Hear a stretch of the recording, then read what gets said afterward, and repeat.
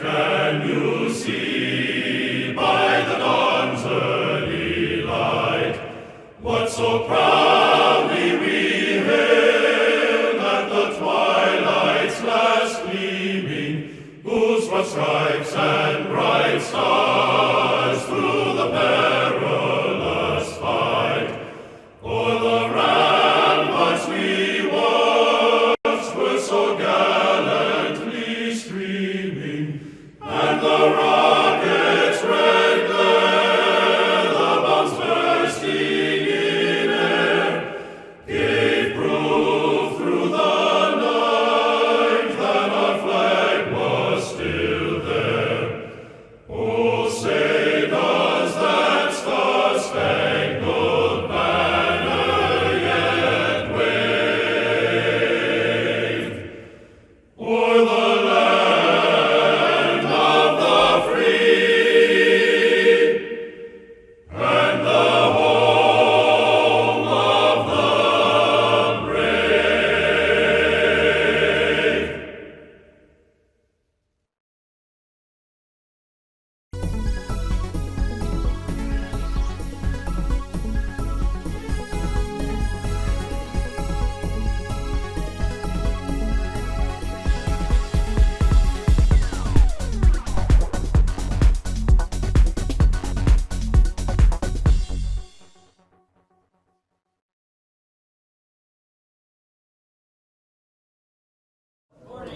Morning. We have a nice turnout today to hear one of our own, our in-house historian and philosopher and An old man. philosopher. To Mikey. It's funny because when we thought about this topic, the movie hadn't come out yet, but it just worked out so that the movie and everything has just turned out to be good. I think history checks with our schedule before they go to put out something, and they just seem to coordinate at times. But Gary, it's nice to have you here, and I'm sure he'll want to answer some questions at the end. And all of you probably know Gary Augustine. He could have been a good professor or a good priest or a good rabbi, but he just happens to be a good member of the men's club. So Gary, I'll let you take over on this Dunkirk. Thank you, Bob.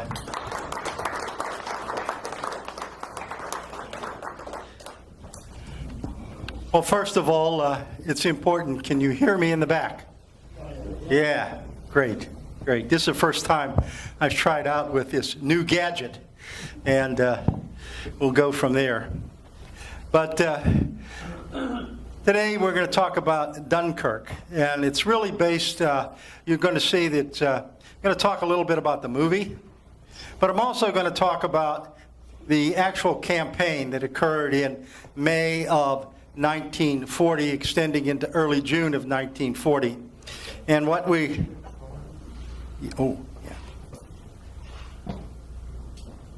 it helps when one turns the power on.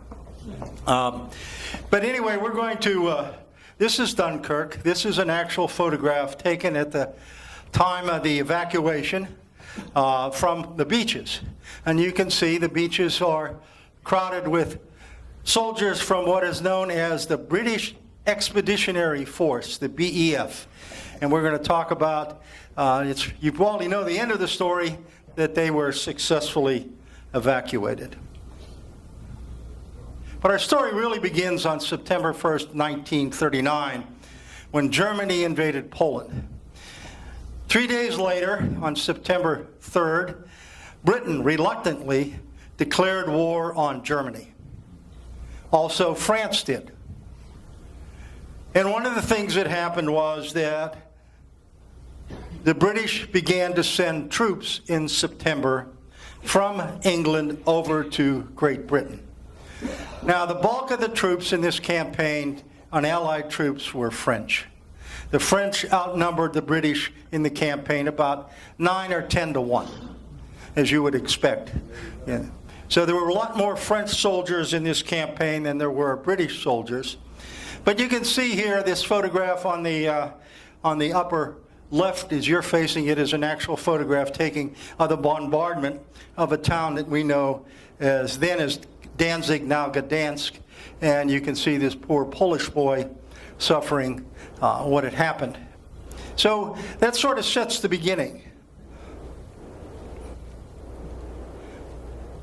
Fast forward now to May of 1940. The war between Britain, France, and Germany was called the Phony War. Nothing happened, basically, between September of 1939 and early May of 1940. There was sort of a gentleman's truce along the border between Germany and France. Neither side attacked the other. It was called a Sitzkrieg by the Germans, the sitting war. So the only action that was really going on besides in North Africa was up in Norway, where the British and the French attempted to seize some of the ports in Norway ahead of the Germans to cut off the iron ore supply that was coming from Sweden by rail to Norway and then coming down through the fjords to Germany. To the everlasting shame of the Swedes, they provided 55% of the iron ore, iron products for the German war machine during the war. Unforgettable and shameful. They put money and lives ahead of millions and millions of people.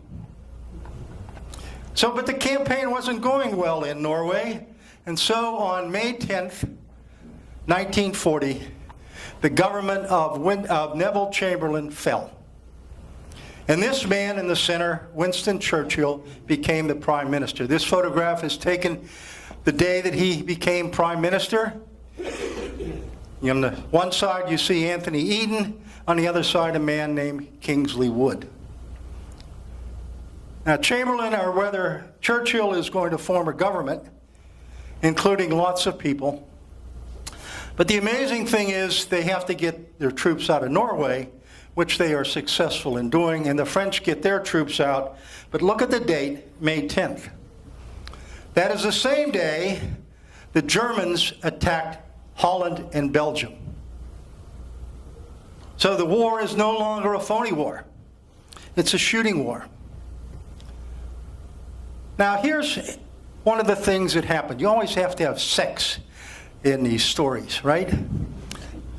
In January 10th of 1940, a German officer carrying the plans for the invasion of Belgium is doing shuttle mistresses between two cities in Germany.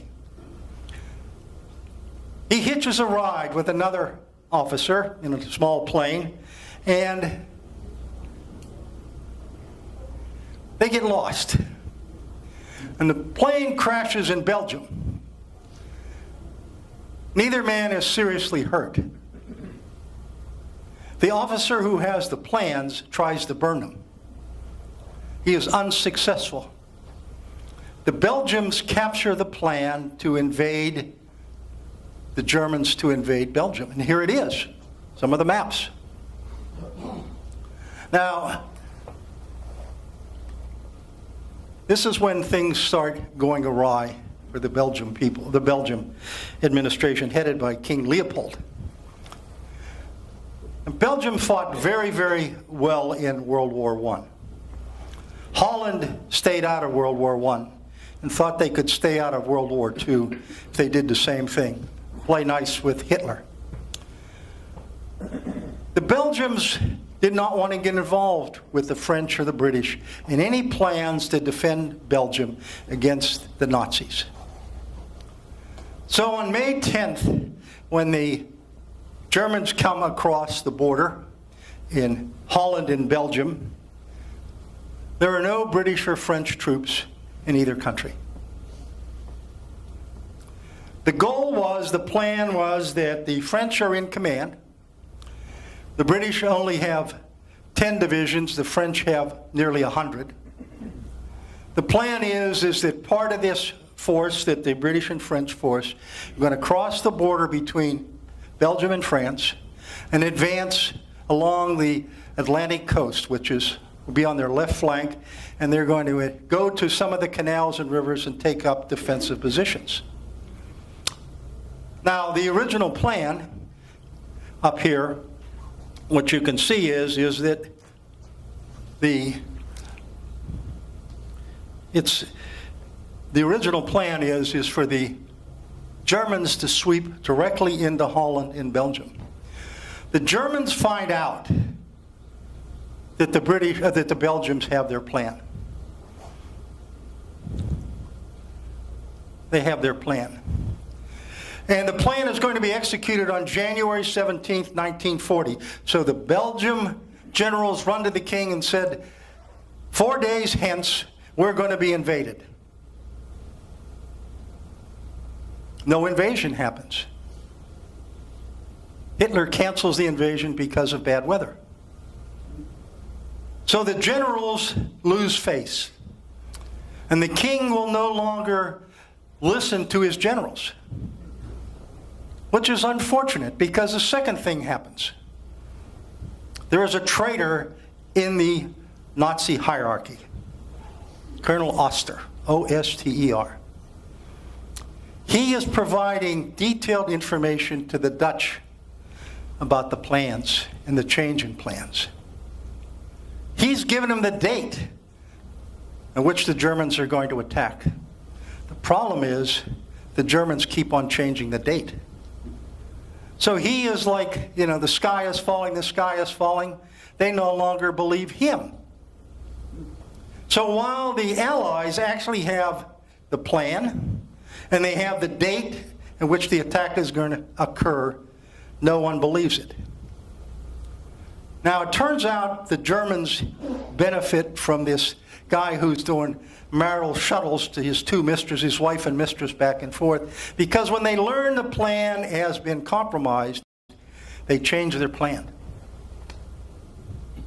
They change their plan.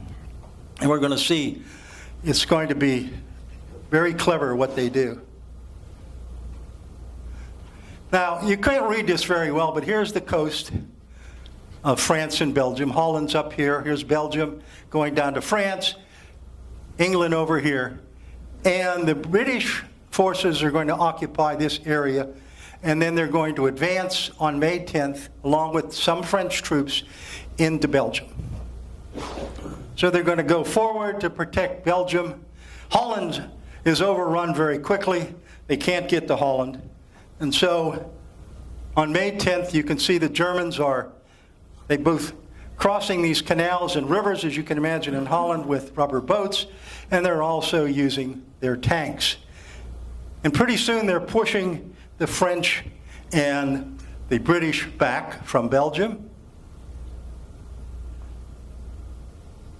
And as I mentioned, the Germans changed their plan. The initial plan was they were going to attack directly into Belgium, up here.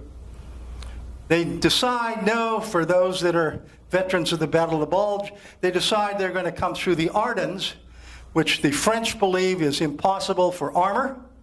They're going to come through the Ardennes, sweep, and go all the way to the coast, separating the Allied forces into two pieces. The northern force up here and the southern force down here defending Paris. So that's their plan.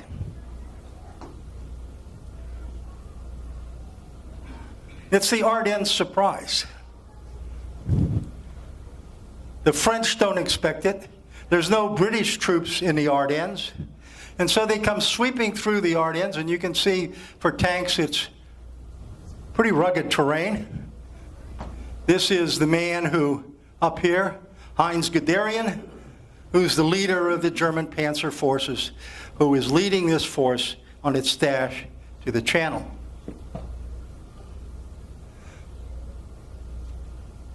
British soldiers who advanced into Belgium are welcomed with open arms on May 10th, 11th, and 12th. By the 14th and 15th, some of the British soldiers say, it's kind of strange.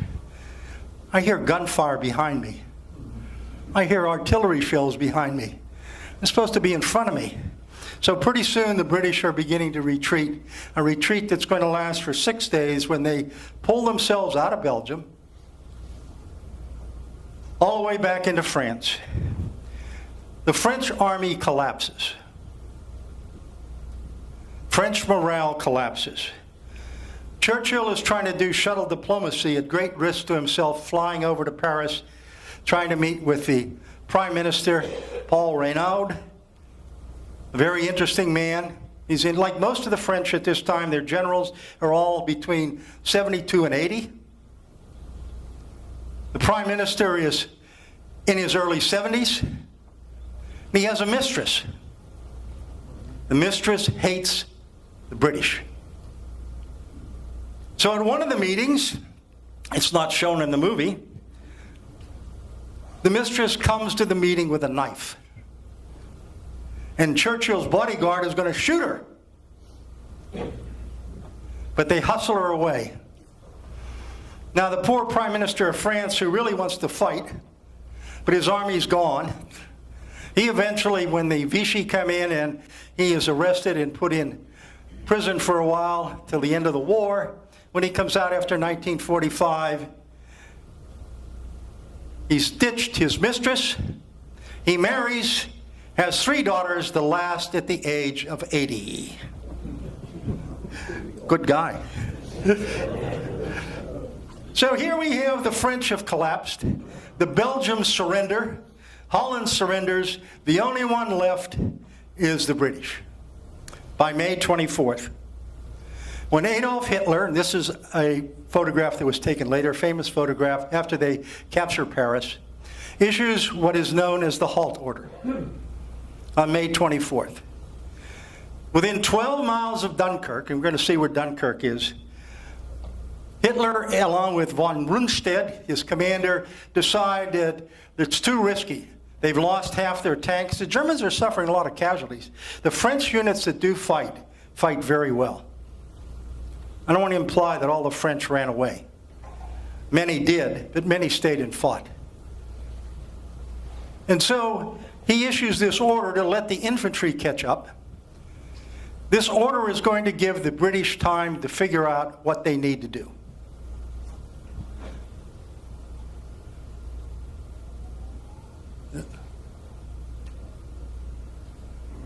Let me go. This thing is all right. Here we go. This man is the commander of the British Expeditionary Force. He is respected. Behind his back, the men have a nickname for him. Fat Boy. He is a large man. During World War I, he is wounded 4 times. Awarded the Victoria Cross, which is equivalent to our Medal of Honor in World War I. And he is the commander of roughly 400,000 British troops now that are in France. Communications between his headquarters and back to the Winston Churchill and the administration is poor. He realizes that on May 24th, if he doesn't take action and basically tell the French, I'm leaving, the British Expeditionary Force, much of it may be captured. So Lord Gort, on his own, this guy that some people don't think has a lot of gray matter between his ears, makes a great decision. And he decides that he's going to save the BEF. The heck with the French, the heck with the politics. I'm going to get my army to the coast. So what he does is, along here, on either side, this is Dunkirk, a little over 20 miles as the crow flies from the English coast. He's going to set up strong points. He doesn't have enough men to defend the entire line. But it's sort of like blockers in a football game. He's going to put these men where you see these dots, and they're going to prevent the Germans from sweeping in and closing this corridor that he establishes to get his men back to the Dunkirk area. It's going to allow close to 150,000 men to come down this corridor, and then the guys, gradually as they fall back, the rest are going to fall back, till eventually there's going to be close to 400,000 men in this perimeter, British, and well over 100,000 Frenchmen. Not small. 500,000 men that are going to be in this perimeter that is roughly, it's about 12 miles deep and about 30 miles wide.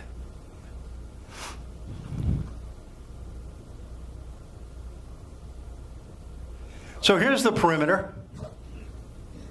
As you can see, it's the perimeter itself. The French occupy this port. The British, who outnumber the French now, occupy that part. Here's the port itself, and we're going to talk a lot about the port. And here's the famous beaches that the British are going to evacuate from.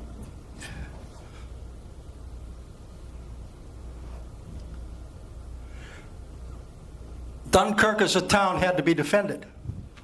And it's going to be heavily damaged by the Luftwaffe in bombing raids and by artillery fire. So you can see the British here are getting ready. You can see this guy right down here, getting ready to blow up some of the bridges leading into Dunkirk. They realize they're not coming back. They're going to have to get off the beach. So here's some more photographs. You can see the devastation of the town. Here's a map of the town here. We're going to talk about the harbor and the mole. And the beaches are down here. You can see this church is located right adjacent to the harbor. You can see the devastation as the Germans attempt to bomb the harbor. And of course, there's many civilians there. And there are numerous civilian casualties. People trying to get out of town. It's not a good place to be. Now, when the Germans finally on around the 26th and 27th decide to get moving again, first thing they do is they send leaflets. They drop them, airdrop them down on the British and French soldiers who are stuck up in here. This is a copy of one of the actual leaflets dropped. The British soldiers love them because they use them for toilet paper, which is they don't have any. So they love them. If you see in the movie at the very beginning, the soldier who gathers up these flyers, stuffs them in his pocket, and it shows you later on how he uses them. But that's true. Enter this man. One of the great unknown heroes of World War II. Not only is he going to be in charge of getting these men off the beach, he's the guy that's in charge of all the naval activities at Normandy in June of 1944. Bertram Ramsay, who unfortunately gets killed in a plane crash in January of 1945. But Ramsay is in command of the English side of the Channel, Dover, in that area. And he is given the responsibility of organizing and getting the men off the beach. Now, already on May 10th, somebody in the British government decides, you know what, maybe we're going to have to get people off the beach. And this is the day the Germans attack. And they send out some requests for small boats. And 4 days later, it's broadcast over the BBC, and they continue to send out requests for small boats. And finally, on May 20th, they begin to organize these small boats into little flotillas along the Thames River and along the English Channel. But as we're going to see, the small boats, while they're widely praised, are really not the key to getting these men off the beach. The key is going to be the Royal Navy. And so what Ramsey does is he designs this plan. The plan is he's going to send ships over to Dunkirk, put men on them, and bring them back. Churchill asks him and says, how many men do you think you can rescue? He thinks about it for a while and he says 30,000. Churchill doesn't like that answer. So Ramsey thinks more and he says 45,000. And he folds his plan up and goes back to his headquarters, and we're going to see where his headquarters is. So this is the guy that designs what's going to become known as Operation Dynamo, that's going to go from May 25th to June 4th. Now think about this. The Germans attacked on 2 weeks earlier. They've already shoved the French and the British all the way from the French and German border, all the way back to the coast, the Atlantic coast. Churchill has only been in office 2 weeks. But he gives approval for this plan.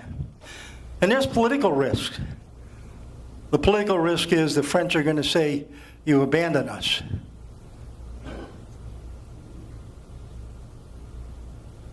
So here's where the headquarters is, White Cliffs of Dover. During the Napoleonic Wars, French prisoners of war came and dug tunnels. So they're using these tunnel system for their headquarters. This is the castle up here. So the Operation Dynamo headquarters is in the White Cliffs of Dover.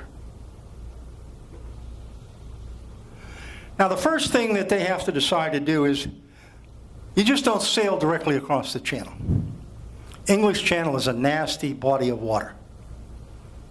Also, the Germans had put lots of minefields. And they had submarines. And they had torpedo boats. So what they do is, Ramsey outlines, they say we're going to have 3 routes. The shortest route, Route X, from here to back to England. Then there's a little longer route, Route Z to Dover, and then a real long route, Route Y. The reason they do this is, if you notice through here, there's minefields and all kinds of obstacles in terms of, under the sea banks and things like that. So they know this, and they have to get these routes established. There's a problem, though, with these routes. This route, which is the shortest, quickly becomes under German artillery fire. They can't use it, at least during the daytime. So they begin to shuttle people to this next longer route, and they figure out they can't use it because the Germans are laying mines. So they have to go the longest route, which is 80-some miles, which is going to double the time it's going to take to get there and get back. So they're going to need a lot more ships. A lot more ships, if they expect to get even the 45,000 off. Now, the interesting thing is when they get to the shore, they actually lay out a swept area called the Dunkirk Road. They come in and they can go along here. You can see Dunkirk, and they're going to go along here to the beach, avoiding these big sandbanks out here.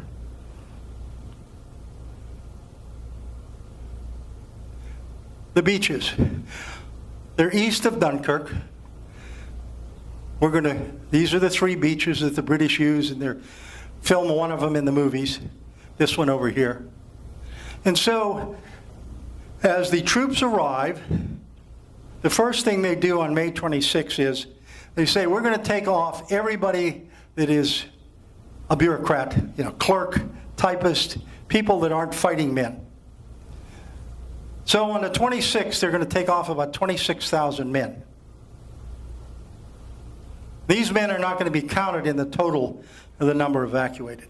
And they bring them back. They don't have a whole lot of problems doing that, because the Germans aren't real close yet.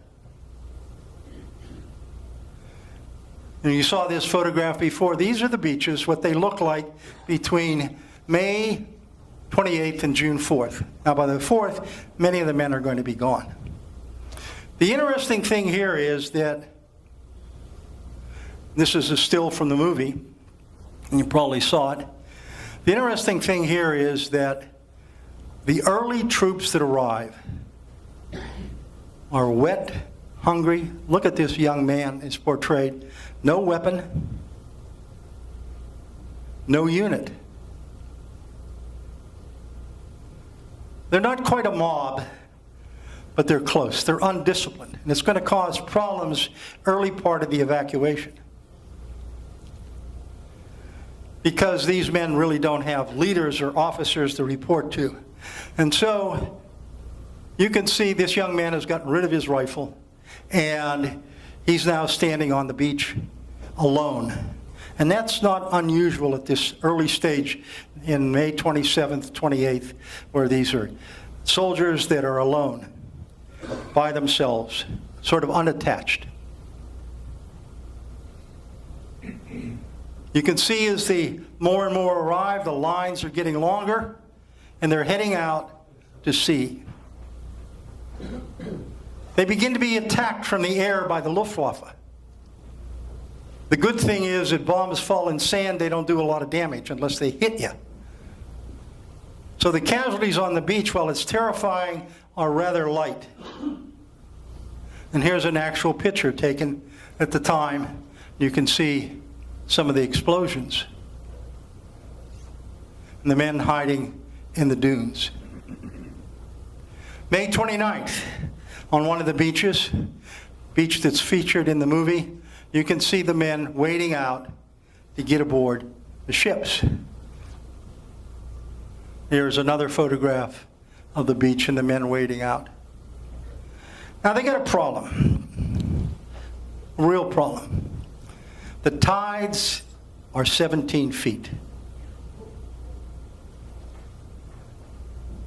There's also a very shallow sloping beach. For those of you that go down to Miami and Miami Beach, you know, if you walk out in the ocean, right, you can walk a long way.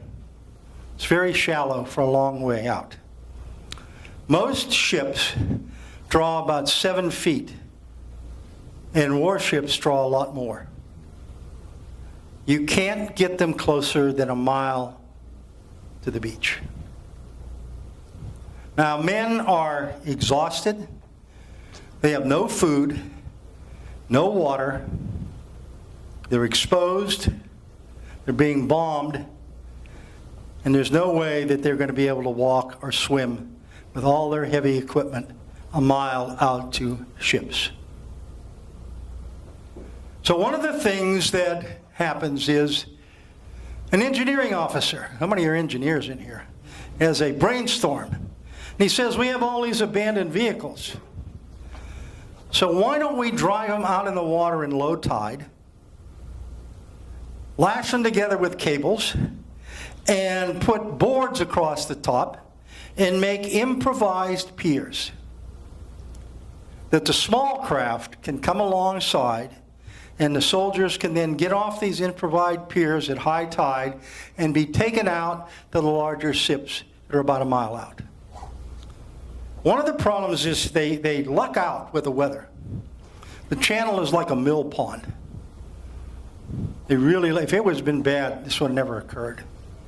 The channel happens to be like a mill pond. But even with that, a small boat, and I'm sure many of you have handled small craft, when you come ashore with breakers and you're going to load the boat, the thing you have to do is you come in bow first, but you have to turn the boat around before you're going to go out.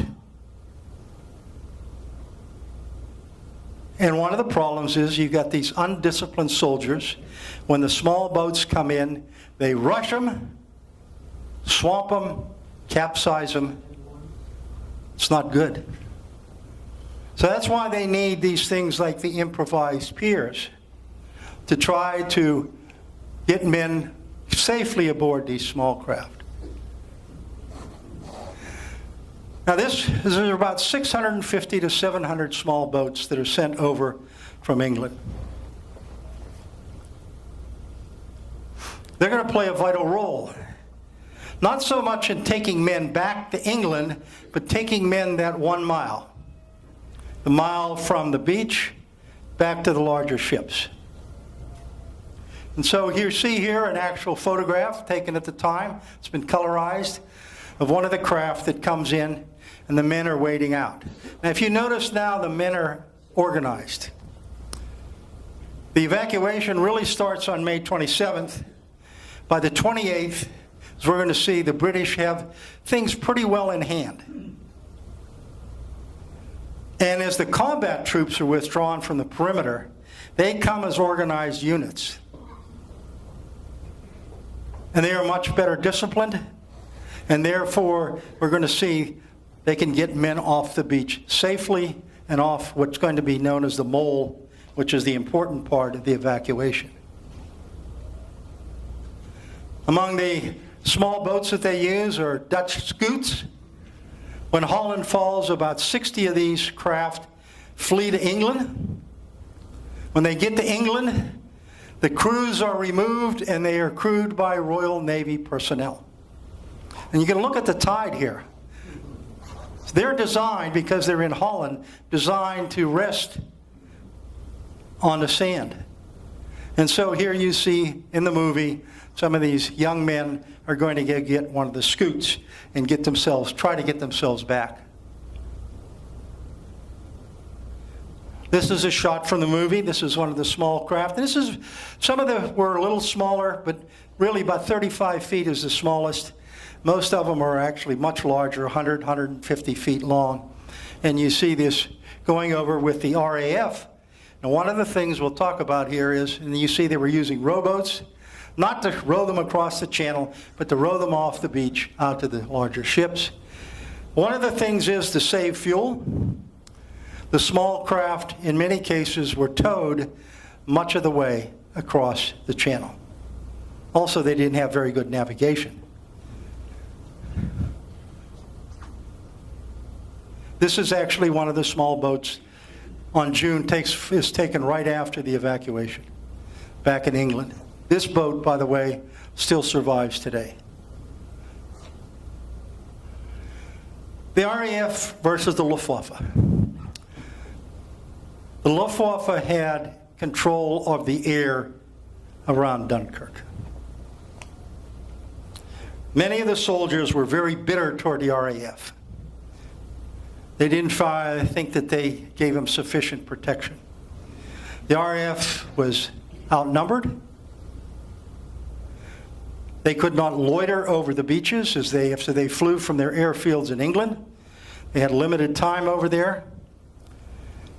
And so during the entire 9 days that this evacuation is going to take place, the RAF only flies, and Ron in the back will appreciate this, and Paul, about 3,000 sorties, which is not a large number. The RAF is going to lose about 106 planes in these 9 days, and about 80 pilots are going to be killed. So they do a lot. And they actually are going to shoot down a number of German planes. And in the movie tries to project the RAF's participation in the campaign, because, as I mentioned, a lot of bitterness among many of the survivors, because they never see a British plane. Spitfire was the best plane at the time, and the British used it extensively.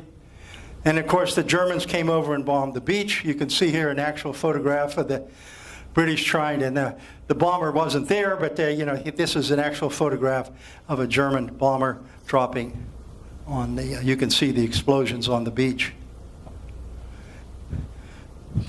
So the operation gets underway. So I mentioned the big part of it is the Royal Navy. The Royal Navy is eventually, as we're going to see, commit a huge number of vessels to this operation.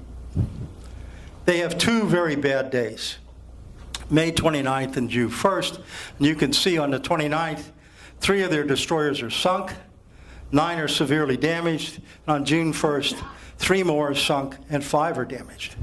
Not trivial. Not trivial at all. And a number of others, as we're going to see, are damaged or destroyed. The Luftwaffe, mines, and in some cases, torpedoes. And it's going to take a real toll on the sailors and the men that they're evacuating. No one knows for sure.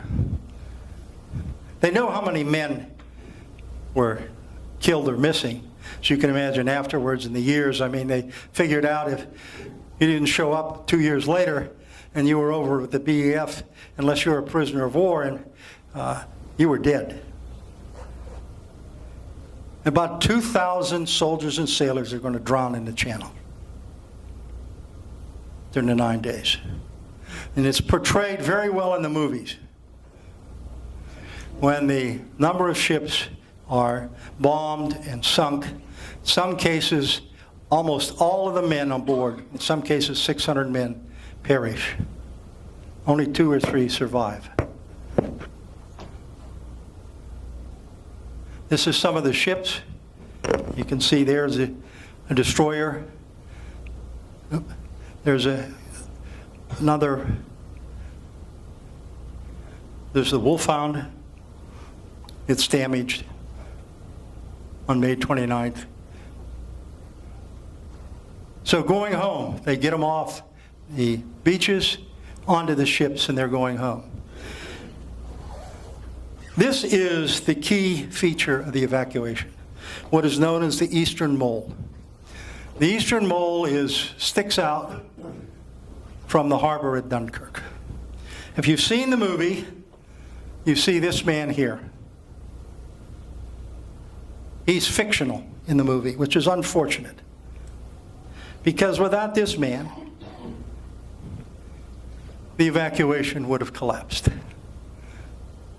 He becomes a vice admiral later on in the British Navy. At the time, he's Commodore Tennant.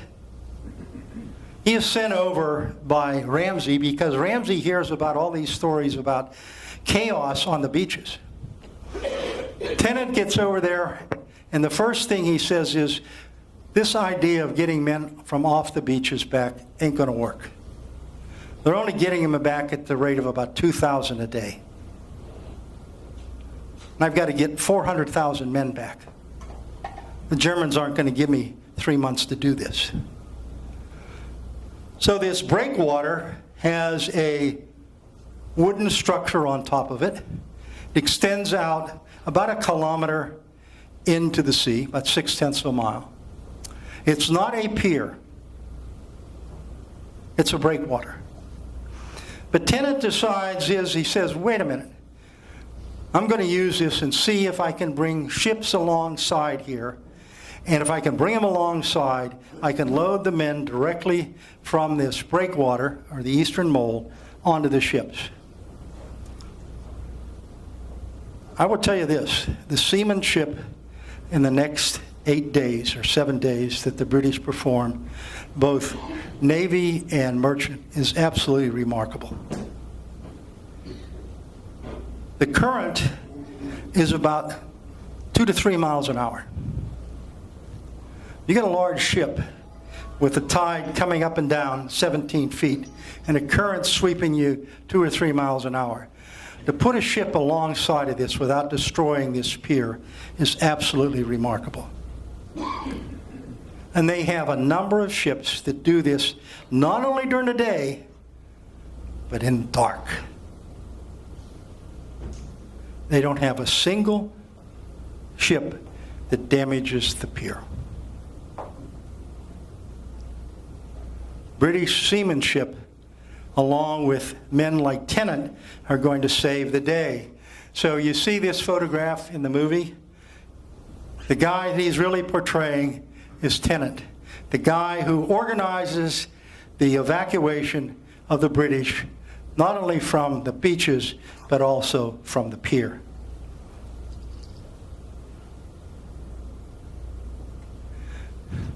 These are the characters in the movie. These are the 2 men that are most responsible for getting the British and eventually the French evacuated to England. Here's Captain William Tennant. There's his photograph later when he's promoted to Vice Admiral. Here's the other guy. An amazing man. Commander John Colston. from Montreal, Canada. Why is that important? He's bilingual. Speaks both French and English. And his job is to make sure that when the men come along on this 3-man wide walkway over the breakwater, that they maintain discipline, and he brings them on in groups of 50. Until when he leaves, he is the man responsible for making sure people safely get aboard the mole and get off the ships. The mole is bombed, and it shows it in the movie. Fortunately, the Germans are unable to destroy it. It's a very tough target to hit. It's not that wide. The Germans then do the British a favor. They bomb the oil depot. And it causes, from May 29th to the end of the evacuation, this oily black smoke cloud hanging over the harbor, interfering greatly with the Luftwaffe's attempt to destroy the BEF.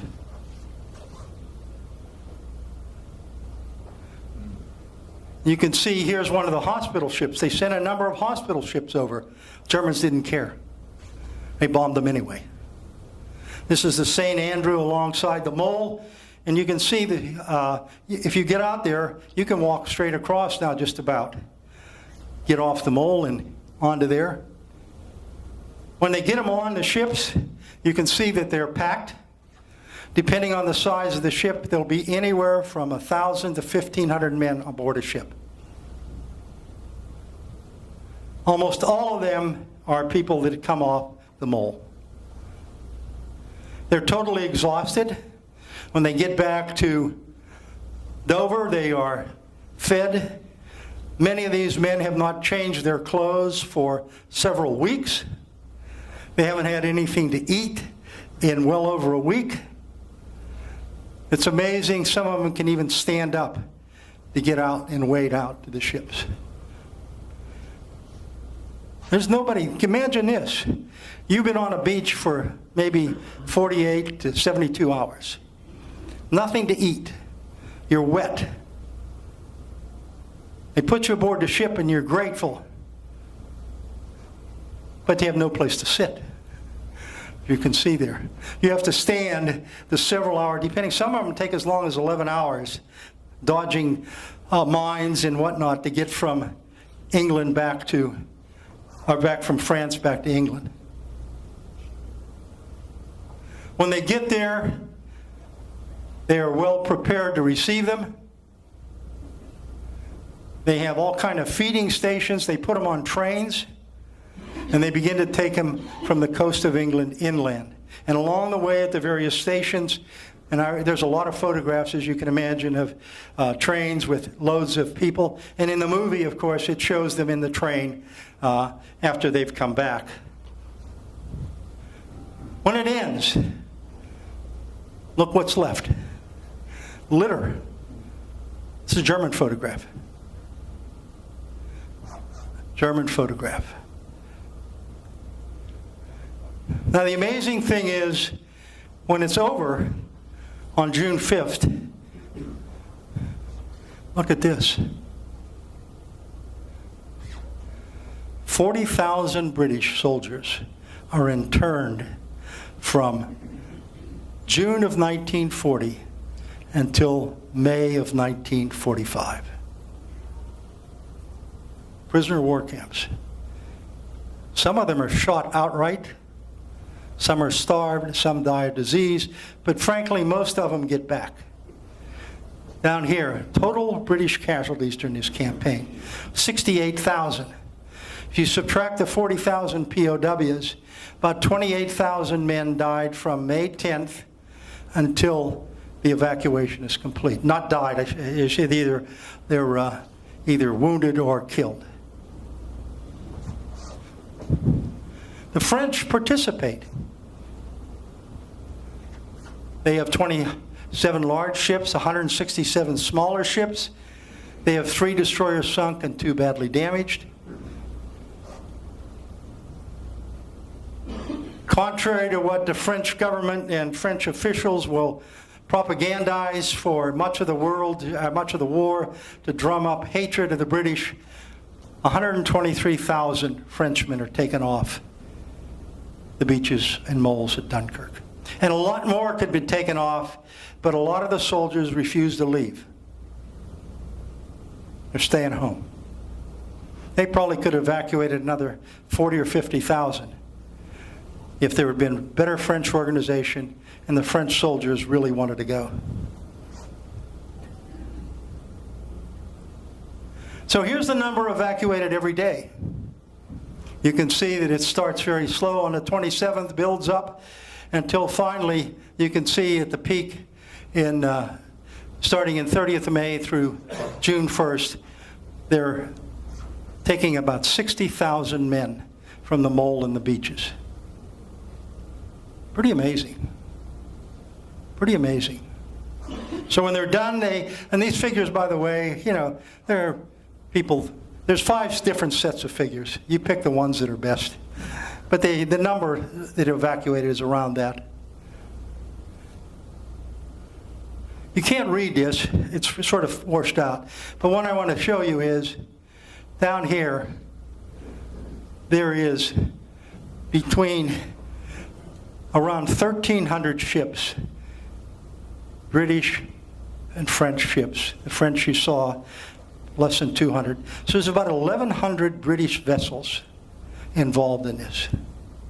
Think about that. The United States Navy today has how many ships? 375. Less than that. That are operable. Yeah, less than 300.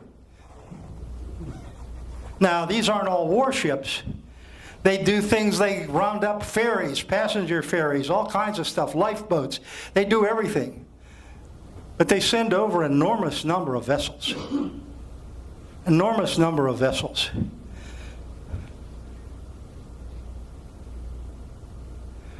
Finally, when it's all over, this man gets up in front of Parliament. How many have seen The Darkest Hour? Go see it. It's nominated for the best movie of the year, the best actor of the year, the guy that plays Churchill. It's an absolutely remarkable story. And this is the speech that Churchill makes in Parliament after the evacuation is successful. And it's the famous speech. He says, "We shall never surrender." And then he goes on to conclude, and it says this famous line, "Which I do not for a moment believe, this island or a large part of it were subjugated or starving, then our empire beyond the seas, armed and guarded by the British fleet, would carry on the struggle until in God's good time, the new world with all its power and might steps forth to rescue and liberation of the old." So Dunkirk is over. Churchill writes a memo on June 6th, as was his wont. As you've probably seen the movie, you know that Churchill puts everything in writing. He has secretaries that take down his words with their silent typewriters, which is fortunate for us today. There are somewhere about 1.5 million to 2 million words of Churchill. Absolutely staggering. And in the movie, they portray the one secretary, by the way, that's in the movie that takes down part of this. On the 6th, Churchill writes his generals and said, "Victories are not won by retreats." He's saying, don't get complacent in the fact that you took off, over 300,000 men off the beaches. That's not a victory. That's not a victory. He begins to try to imbue his men with an offensive spirit. And so I want to conclude with a tragic story. This is the Lancastria. Remember that the Germans advanced from the Ardennes to the coast. It split the British and French armies in half. The southern part are occupied by some of the ports, Atlantic ports, and the British are trapped along with the French and some Poles. They have to get out of there. And so what happens is they load 6,000 men aboard this ship, Lancastria. It is sunk as it leaves St. Nazaire. Out of the 6,000, about 3,500 drowned. The largest maritime disaster, with the exception when the Russians torpedo German soldiers and civilians fleeing in the Baltic. Yet with that, the British evacuate another 191,000 troops. So between the two evacuations, one that we know about and one that is little studied that ends in mid-June, the British Navy evacuates 500,000 men from France. Think about that. 500,000 men in less than 2.5 weeks. So with that, I conclude. This is the painting of Lancastria being bombed. And I really appreciate you. If you haven't seen the movie Dunkirk, I encourage you to see it. It's an interesting movie in that it's done visually. You really are never told who the characters are, and hopefully after you've heard this today, if you watch the movie, you'll understand that the two main characters, the British and the Canadian, are portrayed. And let me conclude with one sad story. Commander Colston, at the very end of the evacuation, goes back to England for a brief rest. Right before the end of the evacuation, he comes back to France. The boat that he is on is sunk, and he drowns. So with that, I will close, and I will take questions. Thank you very, very much.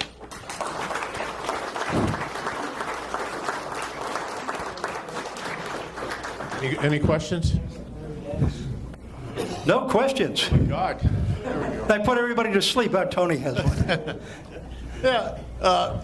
Mark, what was the weather like? Was it The weather was cold? Or? No, the weather was. You were talking late May, early June. One guy got to the beach, stripped down to his shorts, and sunbathed.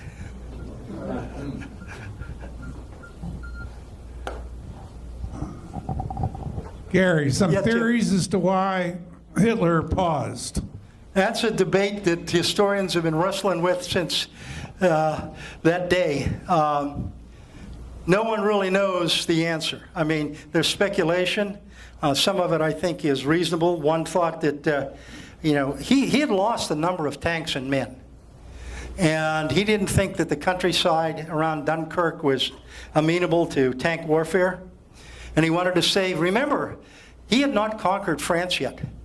There was still a huge French and British presence south of this corridor that he had created, separating the two armies. And his goal was to defeat the French, not to, in effect, destroy the British army. So in a way, you might say that it was not an irrational decision, but he had a chance, maybe. And that's one of these maybes, sort of like Gettysburg, if the Confederates would have attacked Cemetery Hill at 5 o'clock at night on July 1st, would they have been successful? There's no guarantees that the Germans would have been successful, because the closer they got to the shore, remember the British are going to send something over 100 major warships. And naval gunfire, as we know at Omaha Beach, saved the Americans. Naval gunfire could do tremendous damage. And so there's no assurance that it would have been successful. Yes? How many men did the Germans have that were coming there? How many men did the Germans have? They had 3 large panzer divisions and several infantry divisions. They had, George, probably they finally mastered probably somewhere around 150,000 men. Okay, so there was 500,000 against 150,000. If they would have stood their ground, they could. That's what I'm saying. Yeah, they could have there's kicked no their butts. guarantee. And with the naval gunfire, would really help them. Yep, there's no guarantee. Yes, sir. You spoke of 2 movies, I think. The Darkest Hour Right. and Dunkirk. They're 2 separate films. 2 separate films. Yeah, The Darkest Hour is an amazing film. It's all about Churchill, the 5 days from May 25th to May 30th. Take one more question. I'm going to get the hook. Yes. WQED had a special on about 3 or 4 weeks ago on Dunkirk. I've seen the movie and I saw the special. What was the deal about the plane at the end of the Well, a number of planes did crash. Whether that's fictional, the guy coming in and landing, yeah, that's fictional. Because there was a difference between the WQED in the movie. Yeah. So, Yeah, many incidents. They compress time in movies. They do things. I did one, the gentleman in the back there. Go ahead. I saw The Darkest Hour, Yes. and I was kind of struck by the fact that a good many of the people in power in Britain were calling for Churchill to surrender. Yes. And I was also struck by the fact that he came dang close to surrendering, like within 1 day. Is that correct? No, he didn't come that close, but that's, they want to build some tension, but you're absolutely right. The Holy Fox, as he was called, Lord Halifax, was an appeaser, and Neville Chamberlain was a close second. So the two of them are portrayed in the movie, and I think fairly accurately, but what's not portrayed accurately is how close Churchill came to agreeing to terms. He was agreeing to let them probe a little bit to see whether the Italians were going to do anything, but he knew it wasn't going to go anywhere. All right, yes. Oh, there's a man. How you doing? Is the chicken still running around in Westview? Hi, Warren. When I was in England, they told us about this situation. And I was trying to compare, teach us something about Dunkirk that would not take place in the invasions. They say that the Germans laid off because they thought they had a sure thing there. Yes. And they didn't think the English would ever get all those men off that beach. So they figured they had that many prisoners. And that's why they didn't attack. That's what we were told and taught. And they said, now, don't you expect that on the invasion? Yeah, they learned a lesson there. The Germans learned a lesson there. Right. I think Warren basically is saying is as I mentioned before, Hitler's #1 goal was to defeat the French and capture Paris. And therefore he had the British trapped there, and he thought, eventually they'll succumb to my Air Force, or I can go back and mop them up. And he never, because remember this, after this happens, what does Hitler want to do? He wants to invade England in the summer of 1940. He cannot assemble basically any naval force that made it credible that he was going to cross the channel. I mean, Britain is today and was then a major seafaring nation with a lot of, that implies a lot of skill. What I was saying before is, I was in the Navy and I've seen some excellent ship handlers and large ships. And I will tell you, putting a ship alongside a mole like that at night is absolutely remarkable. Any of you who've ever been on the water at night, what can you see? Nothing. The horizon is gone. And for them to do this was absolutely phenomenal. And the only country I think that could have done that, even the Americans probably couldn't have done it this time, was the British. Well, again, thank you very, very much. And